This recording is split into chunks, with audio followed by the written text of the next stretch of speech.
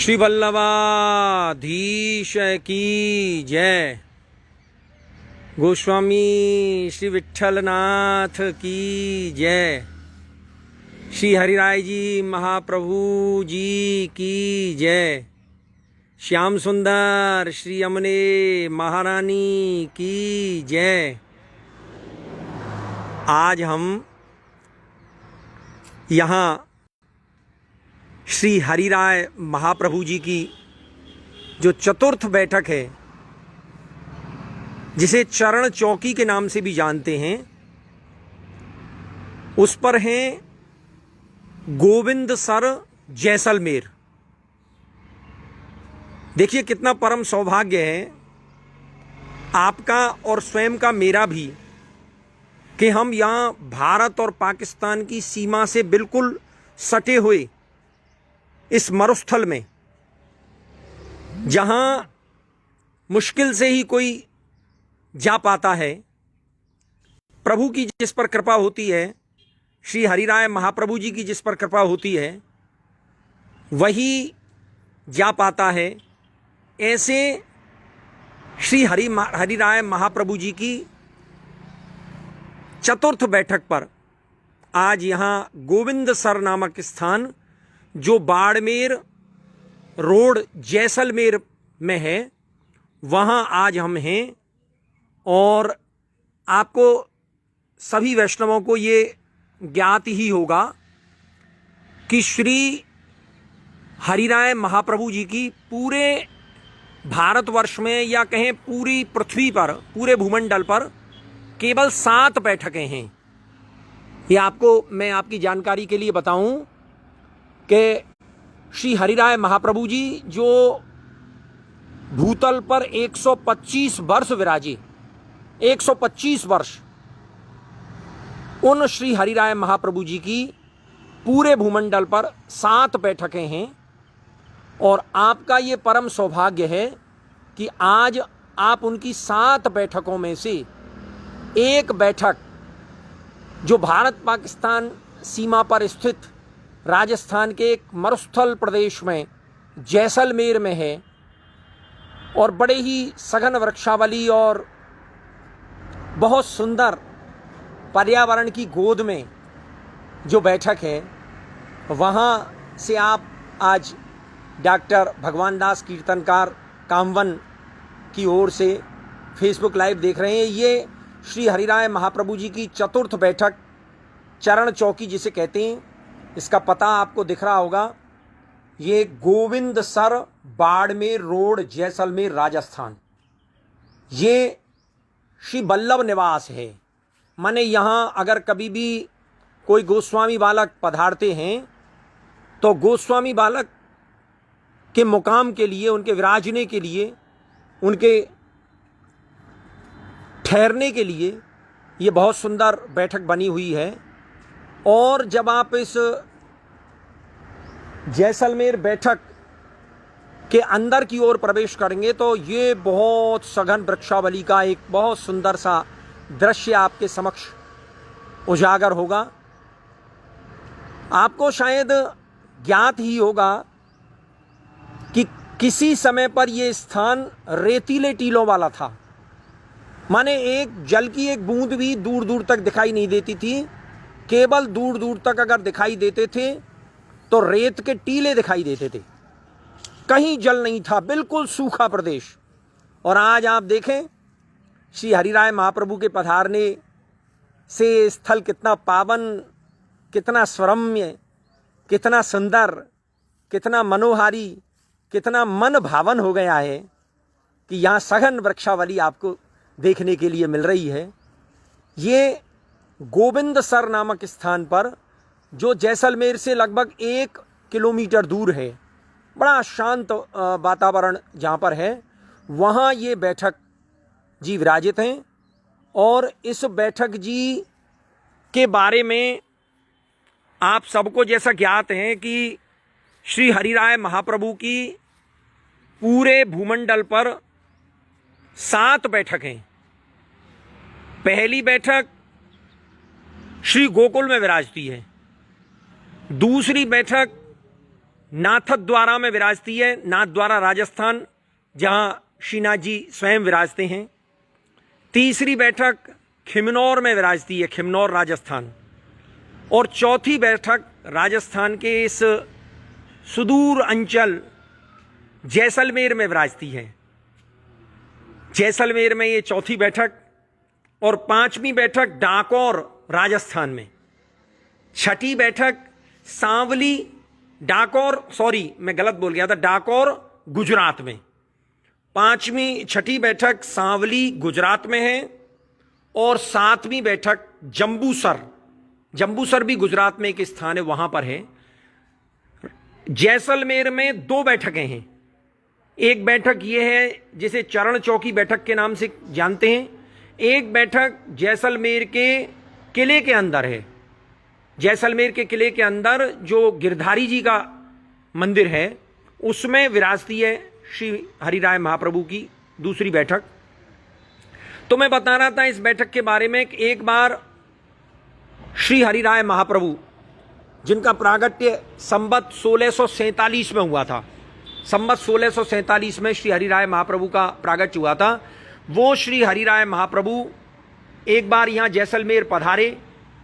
और जैसलमेर पधारने पर जब उन्हें ये ज्ञात हुआ कि यहाँ के राजा जो हैं वो प्रत्येक आने वाले व्यक्ति से कर के रूप में 1 रुपया लेते हैं, उस समय चांदी के रुपये चलते थे, 1 रुपया लेते हैं। तो जब उन्हें यह ज्ञात हुआ कि 1 रुपया, तो उनके साथ तो पूरा लवाजमा था। कितने ही उनके सेवक, कितने ही उनके जो अनुयायी थे वो उनके साथ थे। पूरा गाड़ी, रथ, पूरा लवाजमा। तो श्री हरिराय महाप्रभु को ज्ञात हुआ कि यहाँ के राजा जो हैं वो कर के रूप में 1 रुपया लेते हैं। तो उन्होंने जब वो जैसलमेर के अंदर पधारे तो उनसे कहा आप कर दीजिए। तो उन्होंने कहा हम कर नहीं देंगे, अरे हम तो ठाकुर जी के निज जन हैं, यहां आपके स्थल को धन्य करने के लिए आए हैं। हम कोई व्यापारी थोड़ी हैं, कोई व्यवसायी थोड़ी हैं जो आप हमसे कर ले रहे हैं। तो उन्होंने कहा नहीं, आप चाहे जो भी हैं लेकिन कर दिए बिना आप नहीं जा सकते अंदर, जैसलमेर के अंदर आप प्रवेश नहीं कर सकते। तो श्री हरिराय महाप्रभु जी ने आज्ञा की कि हम जैसलमेर के अंदर प्रवेश ही नहीं करेंगे। और वो बाहर इस स्थल पर, जिसे गोविंद सर के नाम से जानते हैं, इस स्थल पर आकर आपने मुकाम कर दिया। यहां दूर दूर तक जंगल ही जंगल था, रेत ही रेत थी, कुछ भी नहीं था। यहां पर केवल एक तालाब था और उस तालाब के बीच में एक सूखा कुआं था। ये श्री हरिराय महाप्रभु जी की चतुर्थ बैठक है, जिसे चरण चौकी के नाम से जानते हैं। तो मैं आपको बता रहा था कि जब श्री हरिराय महाप्रभु यहां विराजे, दूर दूर तक रेत के टीलों के अलावा, सूखे प्रदेश के अलावा, मरुस्थल के अलावा यहां कुछ भी नहीं था। जल का एक रेसा भी नहीं था, एक बूंद भी नहीं थी जल की।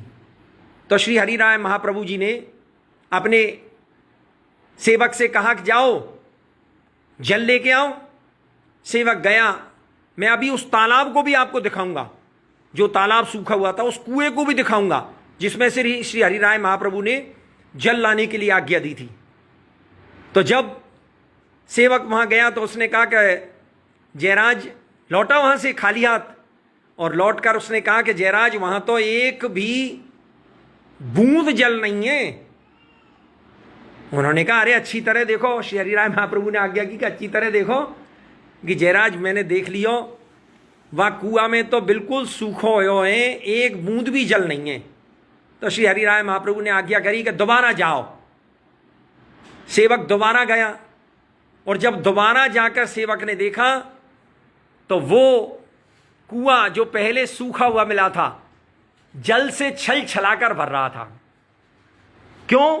क्योंकि श्री हरिराय महाप्रभु ने उस सेवक को कहा था कि ये जो झारी का जल है ये जाके इस कुआं में पधराओ। जिस कुएं को आप सूखा बता रहे हो ना, उस कुएं में जाके झारी का जल पधराओ, तो देखना अपने आप जल ही जल हो जाएगा। गया सेवक, उसने झारी का जल कुएं में पधराया और कुआं छल छलाकर भर गया। जल ही जल हो गया चारों ओर को, तालाब में भी, कुएं में भी, पूरे जल के जो है दृश्य जो है वहां उपस्थित हो गई। सबने अपरस की, खूब वहां पे सामग्री सिद्ध करी, अपने वस्त्र इत्यादि धोए। और ये आप देखेंगे तो द्वितीय पीठ जो है नाथद्वारा इंदौर, उस द्वितीय पीठ के जो गोस्वामी हैं उनके श्री चित्र यहां पर विराज रहे हैं। और क्रमशः सबसे पहले श्री विट्ठलनाथ जी गोसाई जी का श्री चित्र विराजता है यहां पर। फिर शुद्धाद्वैत द्वितीय पीठाधीश्वर गोस्वामी श्री गोविंद राय जी का चित्र विराजता है। फिर उसके बाद श्री कल्याण राय जी का चित्र विराजता है। फिर श्री हरिराय महाप्रभु जो शुद्धाद्वैत द्वितीय पीठाधीश्वर जो थे उनका चित्र विराजता है। फिर उसके बाद शुद्धाद्वैत द्वितीय पीठाधीश्वर श्री गिरधर जी का चित्र विराजता है। फिर श्री रघुनाथ जी का चित्र विराजता है, क्रमशः चल रहे हैं ये। फिर श्री गोविंद राय जी का चित्र विराजता है। उसके बाद श्री विट्ठलेश राय जी का चित्र विराज रहा है। फिर ये योगी गोपेश्वर नाथ जी का चित्र विराज रहा है। उसके बाद हुए हैं श्री कृष्ण राय जी, ये सब शुद्धाद्वैत द्वितीय पीठाधीश्वर हैं। फिर उसके बाद श्री गोकुलोत्सव जी, और फिर श्री कल्याण राय जी, और फिर श्री गोपेश्वर लाल जी, और फिर श्री गिरधर लाल जी जो 1981 संवत 1981 में जिनका प्राकट्य हुआ था। उसके बाद आप देखेंगे तो ये श्री कल्याण राय जी जिनका प्राकट्य संवत 2011 में हुआ। फिर श्री हरिराय जी बाबा श्री, और उसके बाद श्री बागधीश जी। इस तरह से ये द्वितीय पीठ के जो आचार्य वर हैं उनके श्री चित्र यहां पर विराजते हैं। तो मैं बता रहा था कि जब उन्होंने कहा कि आप दोबारा जाइए और दोबारा जाकर झारी का जल पधराइए कुएं में झारी का जल पधराया, और कुआं जिसमें एक बूंद पानी नहीं था वो छलछलाकर उमड़ पड़ा। सबने अपरस की, सामग्री सिद्ध की, और सामग्री सिद्ध करके वस्त्रादि सुखाए। वस्त्रादि जब सुखाए तो यहां से राजा का किला जो है वो ज्यादा दूर नहीं है। राजा के किले के अंदर वहां बहुत सारे वहां जैसलमेर के निवासी रहते थे। उन्होंने देखा कि वहां दूर जंगल में रेतीले टीलों के बीच में ये वस्त्र कैसे सूख रहे हैं। उन्होंने वस्त्रों का रंग बिरंगे वस्त्र वहां पर सूख रहे, तो उन्होंने कहा जाके देख के आओ। तो देखा तो वहां जल ही जल, तालाब छलछलाकर भर गया, चारों ओर जल ही जल। अब तो साहब सब आके श्री हरिराय महाप्रभु के चरणों में ढोग लगावें, दंडवत करें, साष्टांग प्रणाम करें। हरिराय महाप्रभु जी ने सब पर कृपा की। ये बात राजा तक पहुंची। राजा तक जब पहुंची तो राजा ने कहा कि ऐसी अगर बात है तो हम जाके देखते हैं। राजा स्वयं पधारे, आके श्री हरिराय महाप्रभु के चरणों में उन्होंने ढोग लगाई, साष्टांग प्रणाम किया, अपनी गलती के लिए उन्होंने क्षमा मांगी। श्री हरिराय महाप्रभु तो बहुत दयालु थे, बड़े कृपालु थे। आज भी वो अपने वैष्णव जनों पर कृपा कर रहे हैं। उन्होंने कृपा की और कृपा करके और राजा को अपना सेवक बनाया, दीक्षा दी, ब्रह्म संबंध दिया। श्री हरिराय महाप्रभु आचार्य वंशज परंपरा में द्वितीय ग्रह की वंश परंपरा में आते हैं। श्री विट्ठलनाथ जी गोसाई जी के जो द्वितीय बालक थे, आद्य द्वितीय ग्रहाधीश श्री गोविंद राय जी चरण, उनके पौत्र जिनको शिक्षा सागर महानुभाव भी कहा जाता है, श्री हरिराय जी महाप्रभु, उनका प्रागट्य संवत 1647 मिति आश्विन बदी पंचम के दिन गोकुल उत्तर प्रदेश में हुआ था। आप शुद्धाद्वैत पुष्टि भक्ति मार्ग के उद्भट विद्वान थे। वैष्णवाचार्य श्री हरिराय महाप्रभु सकल शास्त्र, वेद वेदांत, भाव भावना, कीर्तन, संगीत, साहित्य, कला, अनेक विषयों में निष्णात थे। आप श्री ने श्री वल्लभ कुल के समस्त आचार्यों में सर्वाधिक 125 वर्ष भूतल पर विराजे आप। और आपने संस्कृत, ब्रजभाषा, गुजराती, पंजाबी, सिंधी, इतनी भाषाओं में आपने गद्य, पद्य और विपुल साहित्य का सृजन किया। एक बात और बता दूं कि श्री हरिराय महाप्रभु जी की जो शिक्षा पत्र हैं, उन शिक्षा पत्रों की जो उनको लिखा गया है, शिक्षा पत्रों को, वो इसी जैसलमेर की धरा पर लिखा गया है। एक बार सब जयकारा लगाइए, बोल श्री हरिराय महाप्रभु की जय। वो जो शिक्षा पत्र हैं वो इसी जैसलमेर धरा पर लिखे गए हैं।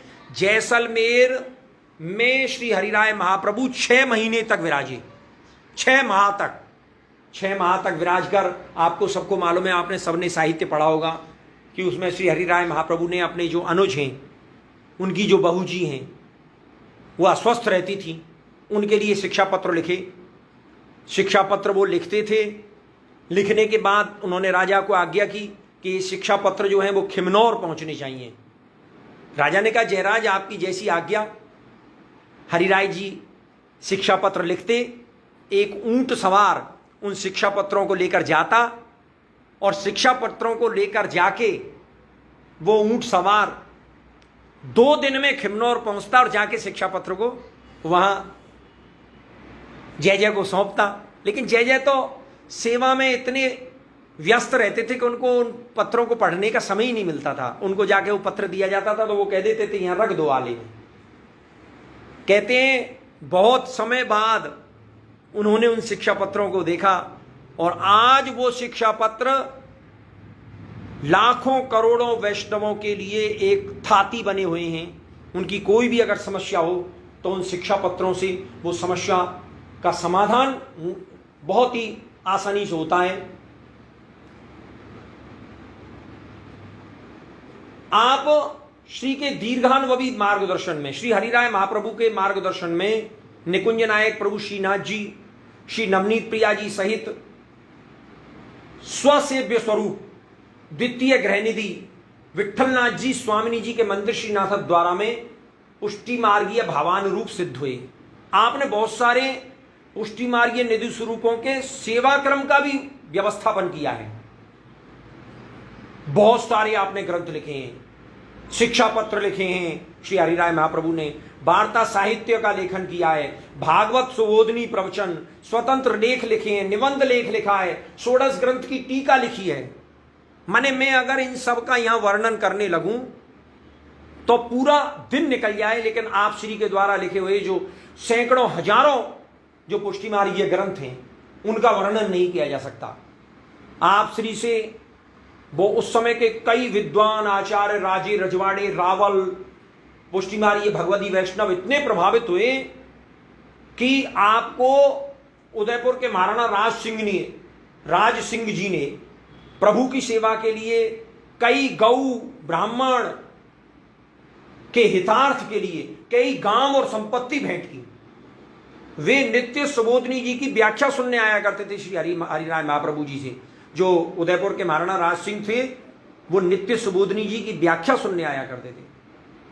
और जैसलमेर के राजा भी आप श्री से अत्यंत प्रभावित हुए और वैष्णव धर्म जो है वो आपने धारण किया। 6 महीने तक आप जैसलमेर विराजे और आप श्री हरिराय महाप्रभु जी जो हैं वो श्री गिरधारी जी इनके सेव्य स्वरूप थे। गिरधारी जी जो हैं उनका बहुत सुंदर स्वरूप जो है वो जैसलमेर के जो किला है उसके अंदर विराजित है। आज मैं दर्शन भी करके आया, वहां कीर्तन भी करके आया वहां पर। तो मैं तो कीर्तनिया हूं, गोकुल चंद्रमा जी का 11 पीढ़ी का कीर्तनिया हूं। श्री गोविंद स्वामी जी के वंशज होने का मुझे सौभाग्य प्राप्त है। और आप सब कीर्तन रसभाव यूट्यूब चैनल और पुष्टि मार्ग सेवा कीर्तन यूट्यूब चैनल और ब्रज दर्शन ब्लॉग्स के माध्यम से मुझे देखते रहते हैं, सुनते रहते हैं, मेरी वाणी को सार्थक करते रहते हैं। तो मैंने जब वहाँ कीर्तन किए श्री गिरधारी जी के मंदिर में जाके, तो गिरधारी जी का जो स्वरूप है बड़ा सुंदर स्वरूप। और आप श्री के पितृचरण जो हैं, श्री हरिराय महाप्रभु जी के जो पितृचरण जो हैं श्री कल्याण राय जी, वो पितृचरण उनकी सेवा करते थे श्री गिरधारी जी के स्वरूप की, और खिमनौर से वो गिरधारी जी का स्वरूप यहां आया। उसके बाद परम भगवतीय महारावल श्री मूलराज सिंह जी के माथे ये सेव स्वरूप विराजा, और आज तक श्री गिरधारी जी का स्वरूप जैसलमेर में विराजित है। तो मैं ये कह रहा था कि श्री हरिराय महाप्रभु जी जो हैं उनकी 7 बैठकें हैं। पहली बैठक गोकुल में है, दूसरी बैठक नाथद्वारा राजस्थान में है, तीसरी बैठक खिमनौर राजस्थान में है, चौथी जैसलमेर में है, 5वीं डाकोर में है गुजरात में, 6ठी सावली में है और 7वीं जम्बूसर में। यहां चरण चौकी पर, यहां गोविंद सर पर विराज कर जब महाराजा जैसलमेर के महाराजा स्वयं पधारे, नतमस्तक हुए, साष्टांग प्रणाम किया, दंडवत किया। दंडवत करने के बाद जब वो उनको पधरा कर ले गए, तो जो श्री गिरधारी जी का मंदिर आज जहां है, वही उस गिरधारी जी के मंदिर में मुख्य आपकी बैठक जो है वो विराजती है, जहां श्री हरिराय जी विराजे। अगर संभव हुआ तो उस बैठक के भी मैं आपको कल दर्शन कराऊंगा। सबसे पहले मेरा मन है कि मैं जब यहां श्री हरिराय महाप्रभु जी की 4th बैठक चरण चौकी पर उपस्थित हुआ हूं, तो मैं श्री हरिराय जी की सेवा में उनकी कुछ बधाई करूं। उसके बाद हरिराय महाप्रभु जी की जो बैठक जी जो है, उसके मुखिया जी हमारे सामने यहां विराजे हुए हैं, उनसे भी हम वार्ता करेंगे। 1-2 कीर्तन में लोभ संपन्न नहीं कर पा रहा हूं, उन कीर्तन करने से अपने आप को नहीं रोक पा रहा हूं, तो मैं श्री हरिराय जी की एकाध बधाई जो है वह आपके सामने प्रस्तुत करूं। मैं भी देखूंगा। श्री यहां हारमोनियम उपलब्ध नहीं है, तो मुझे बिना हारमोनियम के ही, चूंकि ये भोग संध्यारती का समय है, इसलिए हम राग नट में आपको एक श्री हरिराय जी की बधाई सुना रहे हैं। कल्याण श्री कल्याण राय घर नीकी बाजत, नीकी बाजत आज बधाई, श्री कल्याण राय प्रगटे श्री हरिराय महाप्रभु, श्री विठ्ठल अति रूप कहाई, श्री कल्याण राय निज पथ दृढ़ अति करन काज ही, निज लीला सब प्रगट दिखाई, निज जन के शिक्षा के कारण शिक्षा पत्र किए प्रगटाई, असरण शरण कहावत जग में, रसिक दास सिरनाई, श्री कल्याण राय घर नीकी आज बाजत आज बधाई, श्री कल्याण राय। ये हमने श्री हरिराय जी महाप्रभु जी की एक बधाई श्री हरिराय महाप्रभु के चरणों में प्रस्तुत की। आप सब भी मेरे साथ एक बार श्री कल्याण राय जी महाप्रभु जी की इस बैठक के दर्शन कीजिए, अपने सौभाग्य को आप सराहिए कि श्री कल्याण राय जी महाप्रभु जी की बैठक श्री हरिराय महाप्रभु जी, सॉरी मैं इतना भाव विभलित हो गया कि मैं हरिराय महाप्रभु जी की जगह उनके पितृचरण श्री कल्याण राय जी का नाम भूल से भूल गया। तो श्री हरिराय महाप्रभु जी की जो ये बैठक है उसके आप दर्शन कर रहे हैं। और बहुत ही शांत और एकांतीय स्थान है जहां मुखिया जी जो हैं वो श्री हरिराय महाप्रभु जी की इस बैठक की सेवा करते हैं। तो मैं श्री हरिराय महाप्रभु जी की बैठक पर यहाँ स्थित श्री मुखिया जी से आपका परिचय कराता हूँ। मुखिया जी, आपका शुभ नाम क्या है? रमाकांत जोशी, बाड़मेर से, बाड़मेर का रहने वाला हूँ, सांचौरा ब्राह्मण हूँ। पिछले 10 साल से हरिराय जी की सेवा। क्या बात है, क्या बात है। आप क्या नाम बताया? रमाकांत। रमाकांत जी जोशी, आप बाड़मेर के रहने वाले हैं और पिछले 10 वर्ष से श्री हरिराय महाप्रभु जी की इस बैठक पर आप नित्य प्रति सेवा कर रहे हैं। कल से मेरा मुकाम यहाँ पर है।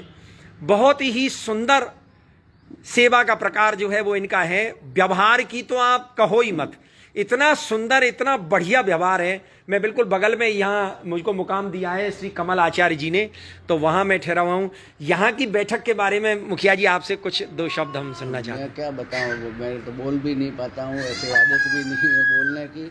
हरिराय जी यहाँ जैसलमेर 328 साल पहले पधारे थे। 328 साल पहले पधारे थे। 328 साल पहले हरिराय जी यहाँ पधारे, जब कर की वजह से आप श्री ने यहाँ मुकाम किया और सूखे कुएं में जो जल प्रकट किया, उस चमत्कारिक प्रसंग जब राजा के पास पहुँचा और राजा खुद यहाँ क्षमा याचना करने पधारे, जब राजा ने माफ़ी मांगी और हरिराय जी ने माफ़ करके और हरिराय जी को विनती करी, राजा ने कहा आप हमारे राजमहल में पधारो, या जंगल में आप परेशान हो जाओगे।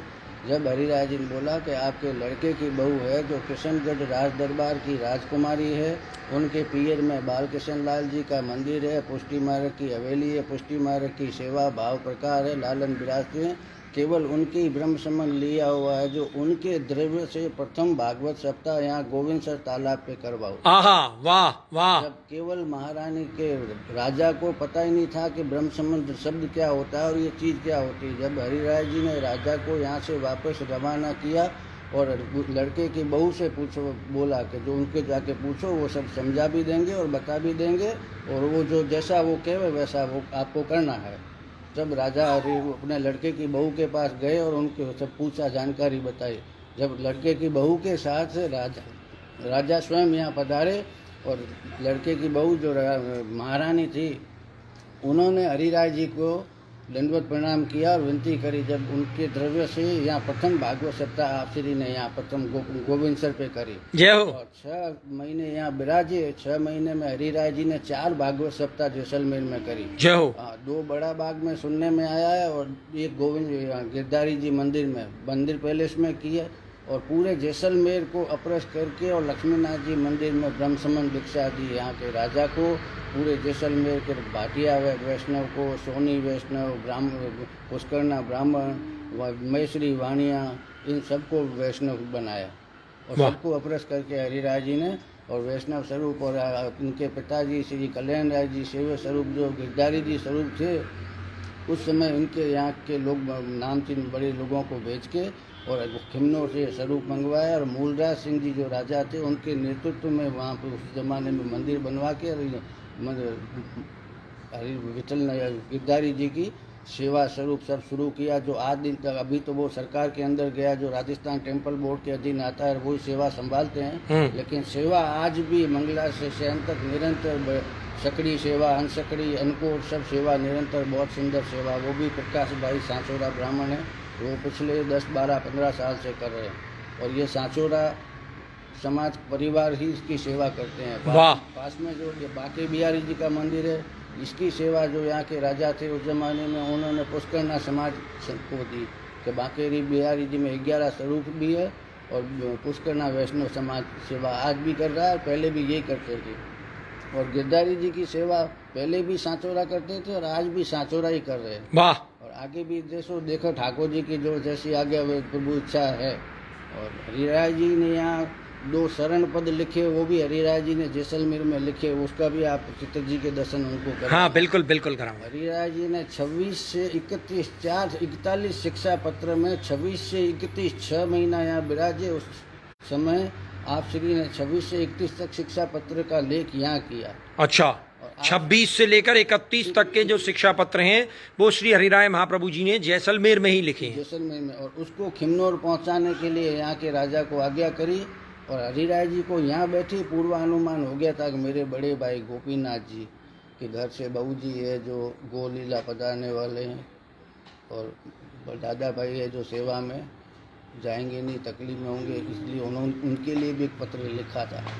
तो पत्र उन्होंने क्या, वो तो तकलीफ में थे, तो पत्र पढ़ा ही नहीं। अधिकारी जी को बोला कि आले में रख दे, आले में रख दिया। अब वो पूरा उनका सब जो कार्यक्रम होता है वो सब करने के बाद अधिकारी ने बोला कि आपके भाई का जो पत्र आया है जैसलमेर से, एक बार भेजे, उसको भी आप अध्ययन करो, देखो क्या लिखा हुआ, हो सके वहाँ कुछ हरिराय जी को आपकी सेवा की ज़रूरत हो। जब वो पत्र पढ़ा, जब उनके शिक्षा पत्र भी पढ़े और वो पत्र भी पढ़ा, जब गोपीनाथ जी के मन में विरह की जो भावना थी वो निकली और ठाकुर जी की सेवा में, विठलनाथ जी की सेवा में खिमनोर से वापस शुरू करी गोपीनाथ जी ने। ऐसा सुनना है, इसमें कोई त्रुटि भी हो तो फिर अरे पता है। नहीं, वास्तविकता में यहाँ के लोकल वैष्णव बड़े बुजुर्ग हैं, उनके मुख से सुनी हुई बात है, जो मैं मौका आया है जो बता रहा हूँ। बोलना वैसे ही ऐसे मोबाइल में अपनी आदत। अरे नहीं, कोई नहीं। अच्छा मुखिया जी, जैसे कोई वैष्णव यहाँ पर अगर आना चाहे तो उसके लिए आने के लिए ये है कि जैसलमेर से 1 किलोमीटर दूर है ये। हाँ, बाड़मेर रोड है ये, बाड़मेर रोड है, बाड़मेर रोड कहलाती है। बाड़मेर मेन रोड पे ही हरिराय जी के चौथी चरण चौकी है। अच्छा, मूल हरिराय जी की बैठक यही कहलाती है। लेकिन उस जमाने में जो राजाशाही शासन था, राजा बोलता तो वो फाइनल था, चाहे कैसा भी सही हो चाहे नहीं हो, तो उस हिसाब से वही मूल बैठक मानी गई और आज भी मानी जा रही है। लेकिन जहाँ हरिराय जी चमत्कारिक प्रसंग करते हैं, जहाँ भागवत सप्ताह करते हैं प्रथम, वही मूल रूप से तो बैठक मानी जाती है। पर अब देखो समय के हिसाब से ठाकुर जी की, चलो कोई बात नहीं, 2 सेवा तो हुई कम से कम, प्रभु के चरण की सेवा, 4 लोगों को सेवा का बिल्कुल वैष्णव को लाभ तो मिल रहा है। बिल्कुल वो तो अब सरकार में चली गई। ये अपने नित्य घर के माथे बिराज रहे, विठलनाथ जी, कल्याण राय जी, वागदीश बाबा हरिराय जी के माथे बिराज रहे, बिल्कुल आनंद ले रहे हैं। जय हो। अब मैं आपको बहुत बहुत धन्यवाद मुखिया जी, आपने इतनी सुंदर जानकारी हमें दी। और अब मैं आपको उस तालाब के दर्शन कराता हूँ। तालाब आप पीछे से जाओगे तो अच्छा दिखेगा, यहाँ से दिखेगा ही नहीं। तालाब मुखिया जी कह रहे हैं पीछे से अगर जाओगे, पीछे से होके जाएं। या फिर अपने नहाने का बाथरूम है ना, हाँ, उसकी छत पे चढ़ जाओ। अच्छा, उसमें सीढ़ियाँ हैं? हाँ, सीढ़ियाँ हैं। तो मैं आपको छत पर चढ़कर उस तालाब को दिखाता हूँ। ये 2 आश्रय के पद हैं जो श्री महाप्रभु जी, हरिराय महाप्रभु जी ने यहाँ पर लिखे थे। तरेटी श्री गोवर्धन की रही है, गोवर्धन की रही है तरेटी, श्री गोवर्धन की रही है। नित्य प्रतिमदन गोपाल लाल के, चरण कमल चित लई है तरेटी, श्री गोवर्धन की रही है। तन पुलकित ब्रज रज में लोटत, गोविंद कुंड में नई है। रसिक प्रीतम हित चित की बातें, श्री गिरधारी जी सो कही है तरेटी, श्री गोवर्धन की रही है। अब मैं आपको उस तालाब के दर्शन कराता हूं और उस कुएं के दर्शन कराता हूं, जिस कुआं और तालाब में पहले कभी जल नहीं था बिल्कुल भी। और जल ना होने के कारण, इधर जल ना होने के कारण बड़ा मतलब मुझे रोमांच उत्पन्न हो रहा है उस कुआं और उस जल के दर्शन के लिए आने पर। बता रहे हैं मुखिया जी के उसके सीढ़ियों पर चढ़कर ऊपर से वो तालाब और वो कुआं दिखाई देता है। तो मैं आप सबको उस तालाब और कुएं के दर्शन भी कराऊंगा। ये देखो मैं ऊपर आ गया हूं छत पर, और छत पर से मैं आपको उस तालाब और उस कुएं के दर्शन कराने जा रहा हूं। जो ये देखिए, ओ हो, कितना विशाल कुआं है। ये आप देख सकते हैं, शायद आपको दिखाई दे रहा होगा, ये धूप के कारण शायद आपको दिखाई ना दे, लेकिन वो सामने, ये बेटा इधर इसे पकड़, देखिए मुझे दिखा, मेरी उंगली दिखा जिससे मैं इनको बता सकूं। देखिए आप मेरी उंगली के इशारे पर देखिए, वहां सामने ये चारों ओर पत्थर रखे हुए हैं और ये एक कुआं आपको वहां दिखाई दे रहा है। ये चौकोर जो कुआं दिखाई दे रहा है, ये यहां पर तालाब है। ये तालाब का जल थोड़ा सा आपको दिखाई दे रहा है, ये आपको शायद दिखाई दे रहा हो, और वो कुआं है सामने, वो रहा उंगली के सामने, और ये वो तालाब है जिसमें एक बूंद भी जल नहीं था, दूर दूर तक बिल्कुल। यहां पर ये आप देखेंगे, ये थोड़ा सा सूर्य की वजह से दिखाई नहीं दे रहा है, लेकिन मैं आपको उस किले के दर्शन करा देता हूं। देखिए सामने, ये थोड़ा ऐसा हो जाएगा कि जूम नहीं होगा, हाँ मैं इस मोबाइल के मामले में कम समझता हूं भैया। ये देखो सामने एक ये किला दिखाई दे रहा है, वो सामने जो किला दिखाई दे रहा है, आपको मैं उंगली से बताता हूं, तुम मुझे दिखा भैया।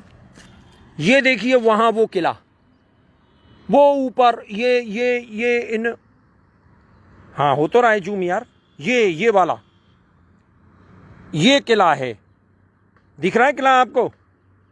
ये वाला जो किला है, ये वो किला है जिसमें कभी महाराजा रहते थे, और यहीं से महाराजा के लोगों ने श्री हरिराय महाप्रभु के वस्त्र जो हैं वो सूखे हुए और वो सब देखे थे।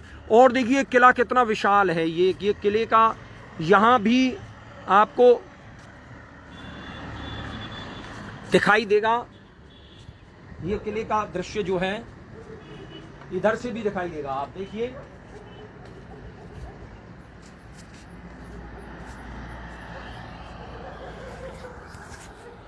ये यहां से भी ये किले का दृश्य आपको दिखाई देगा, ये देखिए यहां से आपको ज्यादा ठीक दिखाई देगा, मुझे लगता है।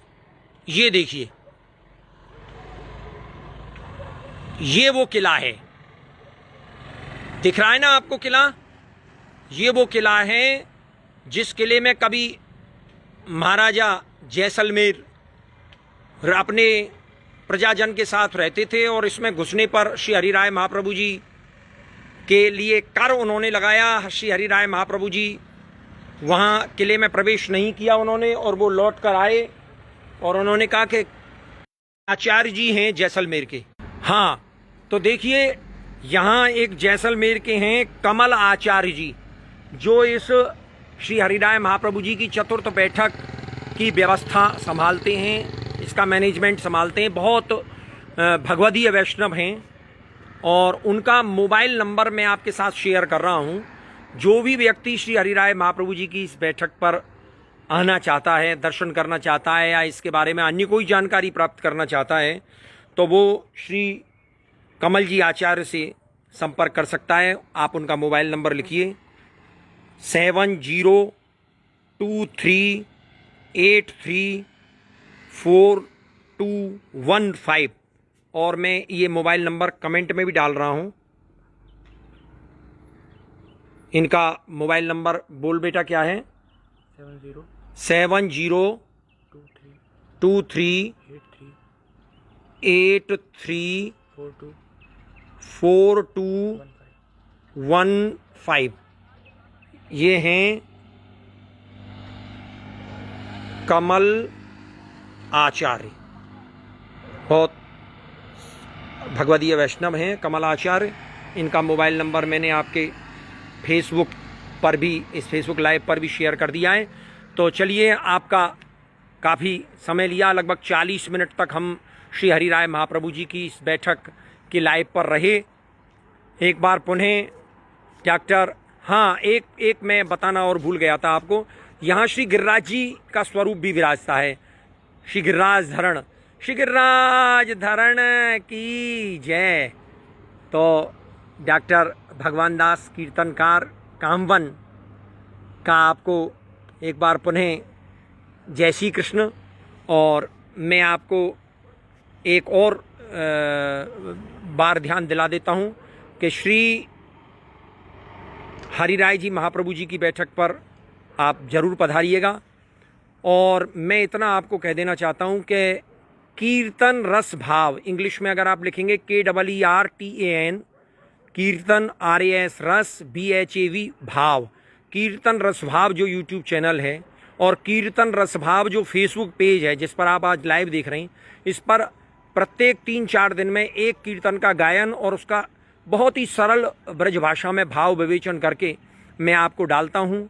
उन्हें आप सुनिएगा। ये सारी मेहनत, सारा परिश्रम केवल आप सब वैष्णवों के हितार्थ किया जा रहा है, जिससे आप अधिक से अधिक वैष्णव उन कीर्तनों का भाव समझ सकें। अष्टछाप के जो अष्टसखा हैं, उन्होंने ठाकुर जी की जिन लीलाओं का साक्षात्कार किया है और उन लीलाओं का दर्शन करके जिन लीलाओं का बहुत ही सुंदर और सरस वर्णन अपने पदों में, अपने कीर्तनों में किया है, उन कीर्तनों का भाव मैं आपको समझाकर आपके हृदय में उन ठाकुर जी की लीलाओं का दर्शन कराना चाहता हूँ। कीर्तन के प्रति आपका आग्रह बढ़ाना चाहता हूँ, कीर्तन के प्रति आपकी रुचि जागृत करना चाहता हूँ, ताकि हमारी जो वैष्णव सृष्टि है वो कीर्तन के प्रति ज़्यादा से ज़्यादा जागृत हो, रुचि ले। इसलिए कीर्तन रसभाव जो यूट्यूब चैनल जो है, उस कीर्तन रसभाव एक कमेंट आया है कि कुआं दिखाओ, कुआं द्वारा दिखाता हूँ। तो अभी तो मैं ऊपर ही हूँ, छत पर ही। तो कीर्तन, ये देखिए कुआं, कह रहे थे कुआं दिखाओ, ये दिख रहा है कुआं, ये वाला, ये चार चौखूटा जो है, ये दिख गया। हाँ, तो मैं कह रहा था कि कीर्तन रस भाव जो यूट्यूब चैनल है, उस पर कीर्तन जो है वो गायन करके और उनका भाव विवेचन करके हम प्रतिदिन 3-4 दिन में डालते हैं। फेसबुक पेज पर भी डालते हैं। इसके अलावा एक हमारा चैनल है पुष्टि मार्ग सेवा कीर्तन, जिस पर पुष्टि मार्गीय प्रणालिका के अनुसार जो नित्य के कीर्तन हैं, वर्षोत्सव के कीर्तन हैं, उनको क्रमबद्ध सुबह ठाकुर जी के जगाएबे से लेके शाम को पौड़वे तक के कीर्तन उसमें क्रमबद्ध डाले गए हैं। उन कीर्तनों को भी आप बजाइए और उनके साथ साथ गाइए।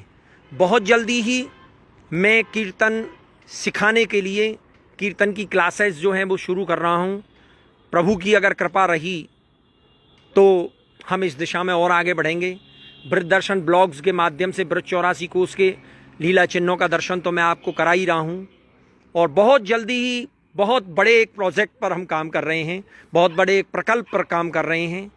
प्रभु के चरणारविंद में उसकी विनती हमने कर दी है। आप सबके साथ भी बाद में शेयर करूंगा जब प्रभु की कृपा होगी तब।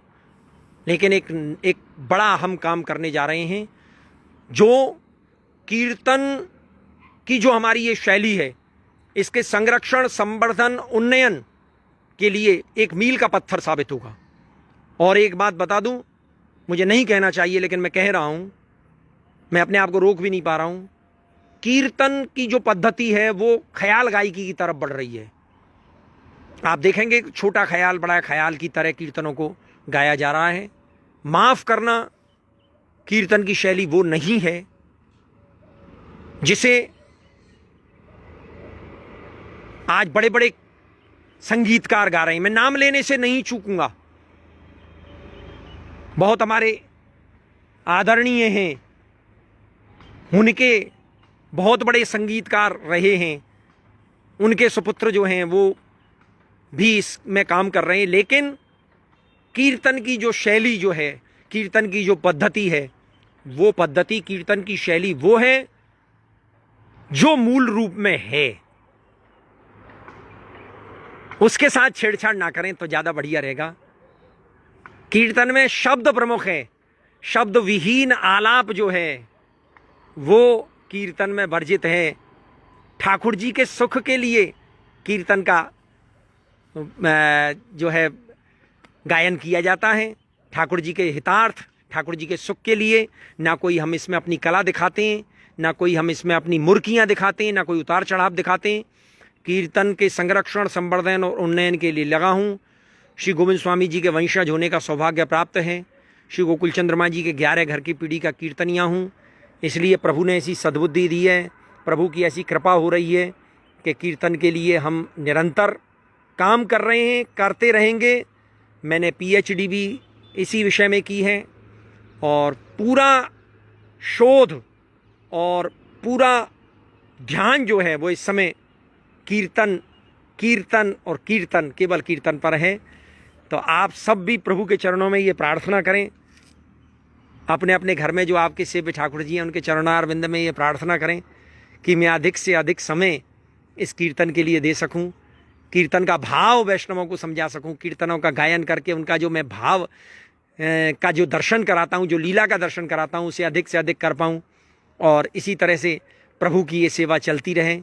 आप सबसे एक बार पुनः जय श्री कृष्ण करते हुए मैं विदा लेता हूं। जय श्री कृष्ण। बोल श्री हरिराय जी महाप्रभु की जय, श्री वल्लभाधीश की जय, गोसाई जी परम दयाल की जय, श्री यमुना महारानी की जय। जय श्री कृष्ण। और मुझसे अगर कुछ भूल हुई हो तो उसे क्षमा करें।